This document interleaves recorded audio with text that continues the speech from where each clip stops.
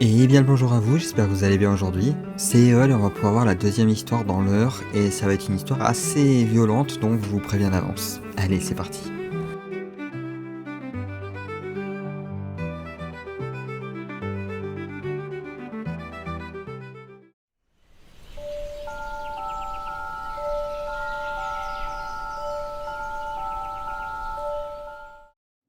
Ce n'est pas la première fois que nous parlons d'une bête. Il y a bien évidemment eu la bête d'Orléans et celle du Gévaudan, autrement plus connue. Pourtant, des bêtes, il y en avait déjà avant, et c'est le cas de la fameuse bête d'Évreux. En effet, on peut retrouver des traces historiques d'une créature qui aura terrorisé les habitants pendant un temps aux alentours de 1630, soit plus de 100 ans avant l'apparition de la fameuse bête du Gévaudan et sa petite sœur orléanaise. Celle qu'on appelle par la suite la bête d'Évreux aura d'abord sévi dans la forêt de Cinglé avant de se déporter doucement vers la forêt d'Évreux, occasionnant au passage une trentaine de morts avant que cela ne remonte jusqu'aux oreilles du comte de la Suze. Et c'est là que ça devient assez intéressant, car on prétend que la bête aura été tuée au cours d'une des plus grandes battues au loup qui existaient.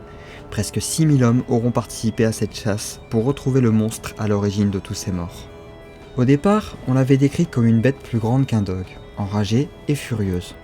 Elle avait pris aussi l'habitude de se saisir des enfants égarés et ensuite, avec le temps, avait fini par s'approcher de plus en plus des habitants.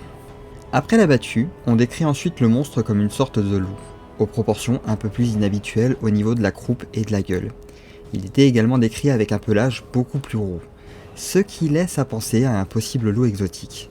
À titre personnel, j'imagine facilement un loup à crinière, exporté d'Amérique. Et cependant, il y a eu un second cas d'attaque de loup, arrivé beaucoup plus tard aux alentours de 1770 à Tourneville. Là, on parlera bien plus d'un simple loup européen qui était pris par la rage et qui s'attaquera à des locaux de façon assez brutale. Des témoignages de personnes qui se sont défendues contre lui existent, et je vous invite à regarder les liens en description pour cela. Quoi qu'il en soit, nous avons pu faire le tour de la fameuse bête d'Évreux, ainsi que celle de Tourneville. Nul doute que nous verrons encore bien des bêtes dans nos légendes folkloriques, car elles étaient souvent le marqueur d'un chaos assez flagrant dans une zone.